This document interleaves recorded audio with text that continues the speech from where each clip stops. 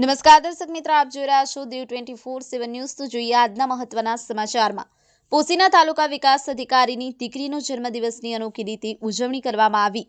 પોશીના તાલુકામાં તાલુકા વિકાસ અધિકારી તરીકે ફરજ બજાવતા શ્રીમતી કવિતાબેનની લાડકવાઈ દીકરી હીરનો આજે 31 જાન્યુઆરીના જન્મદિવસની ઉજવણી ખણીખાટી પ્રાથમિક શાળામાં ઉજવવામાં આવી।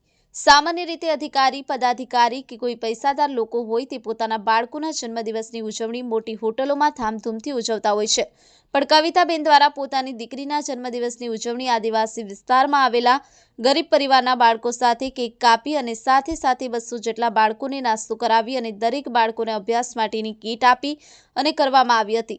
બેનને પૂછવામાં આવ્યું કે તમે અહીંયા શા માટે ઉજવણી કરો છો, ત્યારે બહેને ખૂબ સરસ જવાબ આપ્યો હતો કે આપણા બાળકોને સંસ્કાર અને વારસો આપણે જ આપવો પડશે।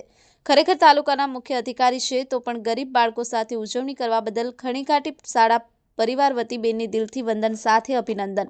આહિર કાળુભાઈ, દીવ 24/7 ન્યૂઝ રમેશ સત્યની સાથે।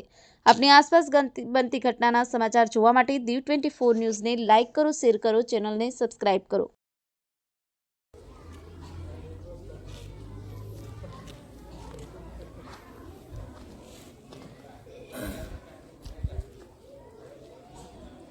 नमस्कार।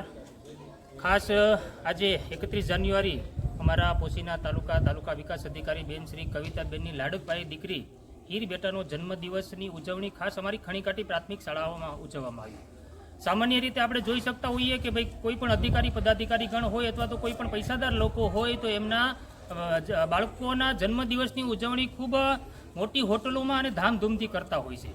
જ્યારે પોશીના તાલુકા વિકાસ અધિકારી બેન શ્રી કવિતાબેન દ્વારા આ અતિ પછાત વિસ્તાર, આદિવાસી વિસ્તાર અને પોશીનાનો ખણીઘાટી ગામ અને સ્કૂલના બાળકોને કેક શું છે એ ખબર નથી અથવા તો જન્મ તારીખ પણ જ્યારે ખબર હોતી નથી, ત્યારે આવા બાળકોની સાથે કે જેની આર્થિક પરિસ્થિતિ પણ ખૂબ ખરાબ છે અને આવું ક્યારેય એમણે જોયેલું પણ નથી, આવા બાળકોની સાથે જ્યારે આવું સરસ મજાનું પોતાના બેબીની જન્મદિવસની ઉજવણી શાળામાં કરવામાં આવી ત્યારે અમારા માટે એક અહોભાગ્યની વાત છે। આવા બાળકોને ક્યારેય અને ખાસ સાથે સાથે બાળકોને શિક્ષણમાં ઉપયોગી થઈ શકે એવી કીટ પણ તૈયાર કરીને બાળકોને આપવામાં આવી। સાથે સાથે દરેક બાળકોને ખૂબ સારી રીતે નાસ્તાનું પણ આયોજન કરવામાં આવ્યું અને દરેક બાળકોને કેક પણ આપી અને શાળામાં ખૂબ સુંદર રીતે લગભગ 200 બાળકોને આ ગિફ્ટ આપી અને પોતાના બેબીના જન્મદિવસની, હીર બેટાની જન્મદિવસની ઉજવણી કરવામાં આવી। ત્યારે હું ખણીકાટી પ્રાથમિક શાળા પરિવાર વતી હીર બેટાને ખૂબ લાંબુ આયુષ્ય ભગવાન આપે, ખૂબ નિરોગી બને અને જેવી રીતે હીરમાં તેજ હોય એ તેજ કાયમી ધોરણે તેમના જીવનમાં ટકી રહે